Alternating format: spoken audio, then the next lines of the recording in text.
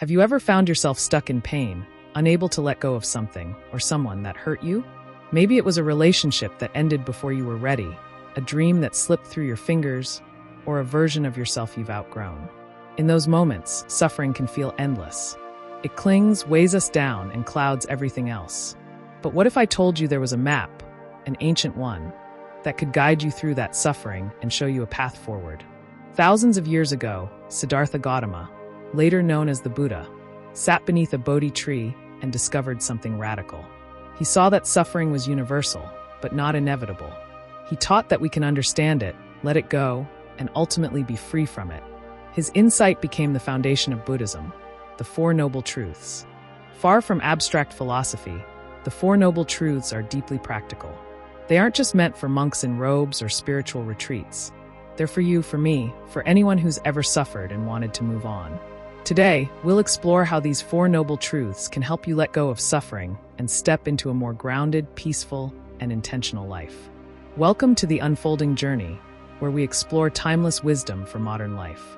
Here, we dive into spirituality, mindfulness, and personal growth to help you navigate the challenges of being human with grace and clarity. Whether you're searching for healing, meaning, or simply a space to breathe and reflect, this channel is here to support you. If you find this video helpful, don't forget to like and subscribe. Join a growing community of seekers walking the path toward peace and purpose. Now, let's begin our journey with the first of the Four Noble Truths. The first noble truth is simple but profound. Life involves suffering. The Buddha called this dukkha, a Sanskrit word that doesn't just mean obvious pain, but encompasses dissatisfaction, anxiety, and unease. Dukkha is the sense that even when things are good, they're not quite enough, or they don't last. This isn't a pessimistic outlook. It's a compassionate observation. Think about it. We suffer when we lose something or someone we love. We suffer when we don't get what we want, or when we do, and it doesn't fulfill us. We suffer even in small, everyday ways: boredom, stress, loneliness. Acknowledging suffering is not weakness. It's the first step toward freedom. So many people try to escape pain by distracting themselves, numbing out, or blaming others. But the Buddha invites us to look suffering in the eye, to see it clearly. When we admit we're suffering, we open the door to transformation. So ask yourself, where in your life are you holding on to pain? What suffering have you been denying or avoiding? Only by recognizing it can you begin to heal it. The second truth reveals the source of suffering: attachment, craving, and clinging. We suffer because we want things to be permanent in a world that is constantly changing. We cling to people, hoping they'll never leave or change. We chase success, hoping it will make us feel complete. We grasp at pleasure, trying to avoid discomfort at all costs. But nothing in life stays the same. Everything is impermanent: our bodies, emotions, relationships, even the thoughts we identify with. When we cling to what is fleeting, we create our own suffering. This truth doesn't blame you for your pain. It empowers you. Because if suffering has a cause, it also has a cure. Imagine holding onto a rope that's burning your hand. The pain doesn't stop until you let go. The Buddha's second truth is the moment you realize you're holding the rope. So what are you holding on to? A past hurt you can't forgive? A version of the future you feel you've lost? An identity or belief that no longer serves you? The path to peace begins by loosening that grip. The third noble truth is one of hope. There is an end to suffering. When we let go of craving and attachment, suffering dissolves. Peace isn't something we have to earn or chase. It's our natural state, revealed when the noise fades. This doesn't mean we'll never feel pain again, but we can be free from the compulsive clinging that makes pain unbearable. Nirodha is the deep exhale after years of holding your breath. It's the stillness underneath the storm. It's what happens when we stop fighting reality and start living in alignment with it.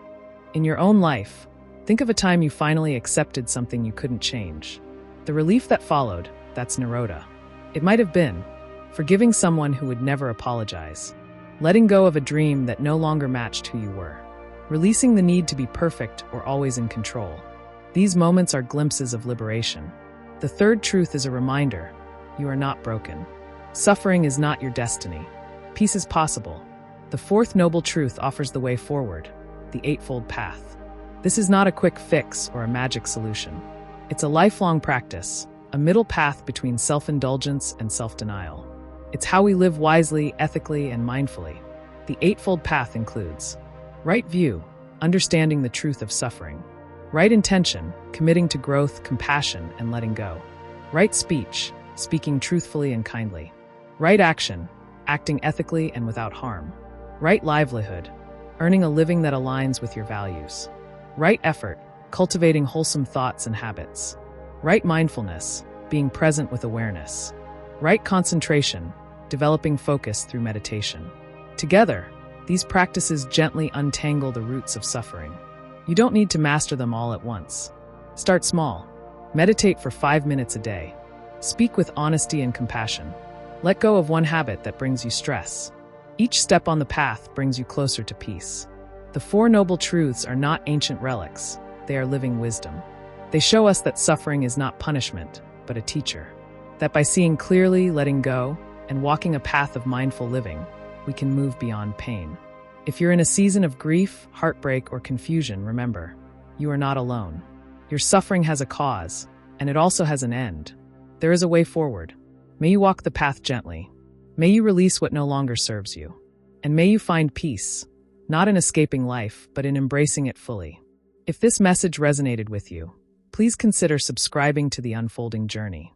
We share weekly reflections, mindfulness teachings, and spiritual tools to help you live more consciously and compassionately. Person in Lotus Position, subscribe, like, and comment below. Let us know, what are you learning to let go of?